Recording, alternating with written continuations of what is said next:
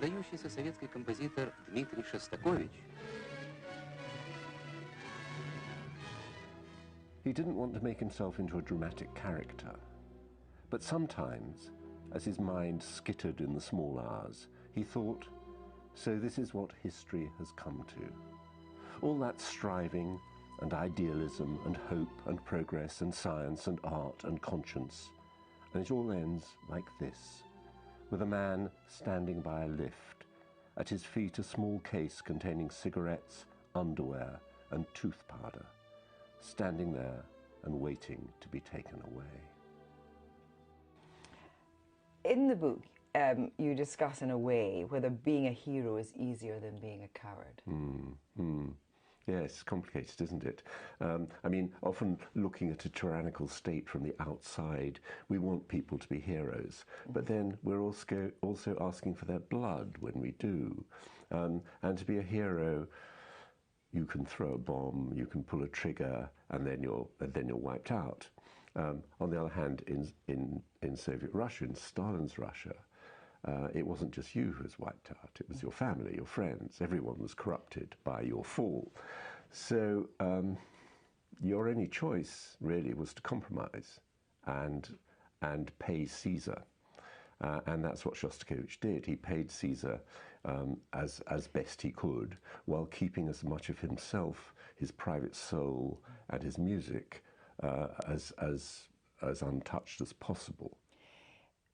There's a scene at the beginning of the book where he has his first meeting with power, as it was, you know, the forces of Stalin, and he thinks that he is going to be purged, and he waits outside the lift for almost a fortnight. After Lady Macbeth was condemned, he thought that he was probably going to be taken away and shot. What happened, oddly, on the weekend between the Saturday and the Monday was that the interrogator himself was purged. So he was sort of off the hook for a bit, but he still thought that he would be taken away. And so he spent the nights standing on the landing outside his flat by the lift doors, because he didn't want his wife and child, you know, the trauma of having the door broken down in the middle of the night, child taken away, perhaps taken away to a Soviet orphanage where she'd be brought up as a good communist and would never know who her parents were. That was unthinkable to him. But that was quite normal in Soviet Russia. You have Shostakovich say, it's easy being a communist if you don't live in a communist country. And actually you talk about Picasso and Sartre. Yes. One of the interesting sides of Shostakovich is he was a great ironist, and he was also very sarcastic.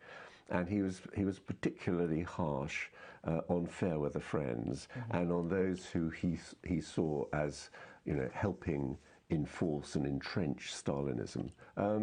Stravinsky, whom Shostakovich revered. They met twice. It was a very uneasy meeting on both occasions. Stravinsky never went to the help of any persecuted Soviet composer. So Shostakovich's conclusion is that you can have artistic integrity, as Stravinsky did, and not have moral integrity. He thought that that was a weakness on Stravinsky. So you have, on one hand, you have the kind of Solzhenitsyn figure, on the other side, the Shostakovich figure. Which do you think you would have been? Oh, I think I would have been a coward. I think I would have done some kind of deal in order to keep on writing and keep on being published. I mean, Shostakovich used to say that music is not like Chinese eggs. It doesn't gain by being buried in the ground for years. And so he didn't think that when a piece of his was banned, it would get better with time. He just thought the people for whom it was being written were not getting the benefit of it. The book is about truth and freedom and conscience. I wonder if you think now that there is artistic freedom in Russia. Well, I'd be very wary about writing a satirical novel about Putin.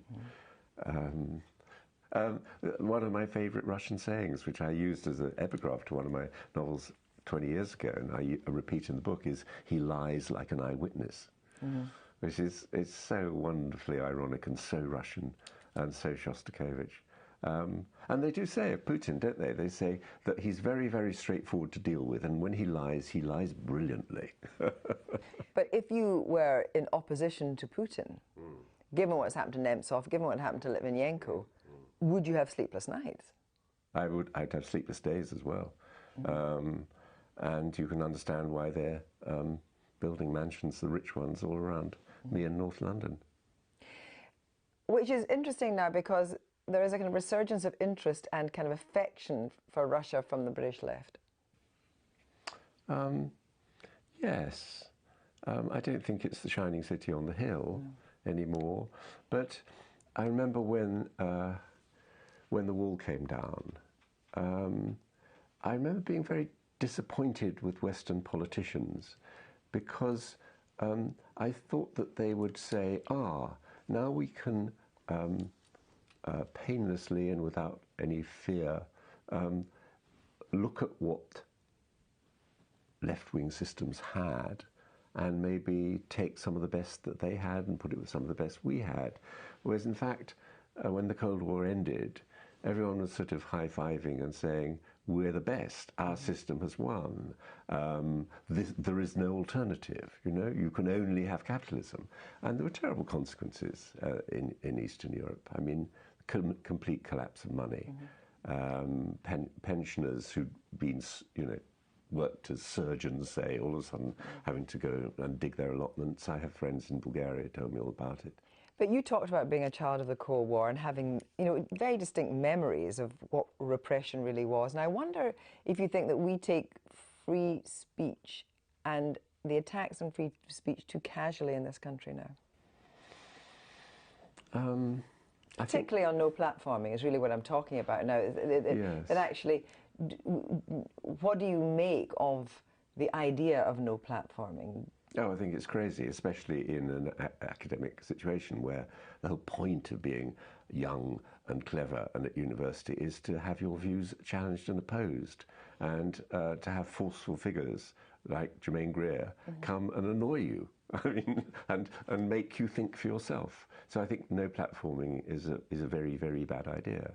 Because you disagree with someone about one item of thought, therefore the rest of their thinking is not only uninteresting but wrong too, and that's a kind of closing of the mind. Yep. I mean, the mind is often closes. I don't know when there was ever a golden age. Julian Barnes, thank you very much indeed. Thank you.